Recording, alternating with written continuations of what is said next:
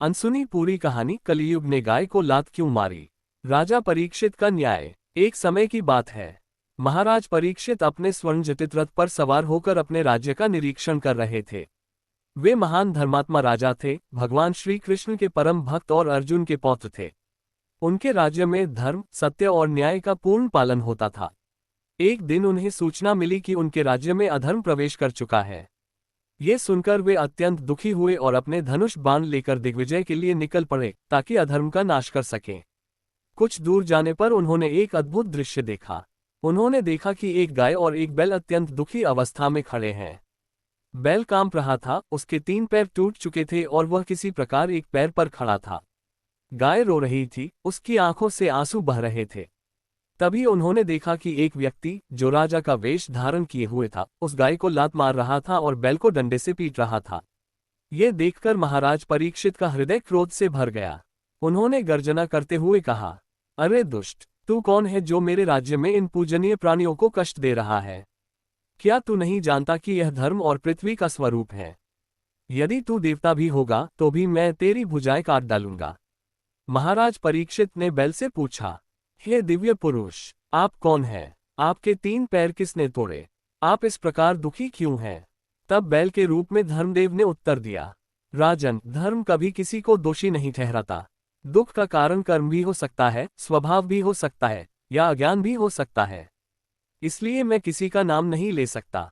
ये सुनकर महाराज परीक्षित समझ गए कि यह साधारण बैल नहीं बल्कि स्वयं धर्मदेव है और गाय के रूप में स्वयं पृथ्वी माता है। उन्होंने तुरंत उस दुष्ट को पकड़ लिया। जब उस व्यक्ति ने देखा कि महाराज परीक्षित उसे मारने वाले हैं तो वह डरकर उनके चरणों में गिर पड़ा और बोला, महाराज, मैं कलियुग हूँ, मैं आपकी शरण में आया हूँ, कृपया मुझे मत मारिए। महाराज परीक्षित धर्म के ज्ञाता थे।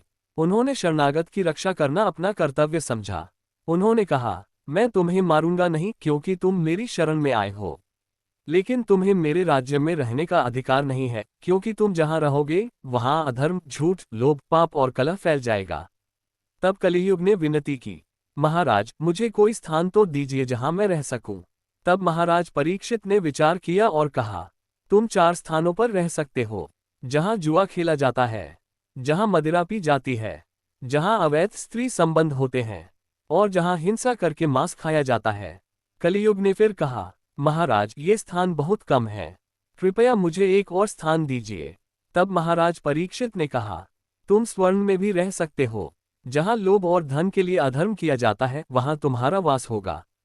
इस प्रकार कलियुग को 5 स्थान मिले, जुआ, मदिरा, अवैध संबंध, हिंसा और स्वर्ण में लोभ। इसके बाद महाराज परीक्षित ने धर्मदेव के 3 टूटे हुए चरण तप, शौच और दया को पुनः स्थापित किया और सत्य तो पहले से ही था।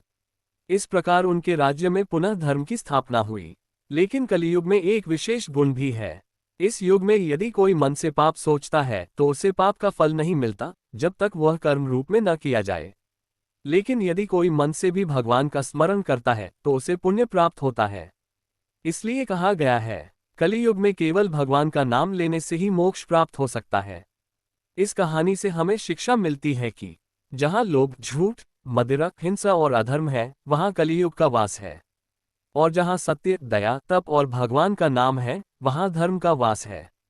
इसलिए हमें सदैव धर्म का पालन करना चाहिए और भगवान का स्मरण करना चाहिए।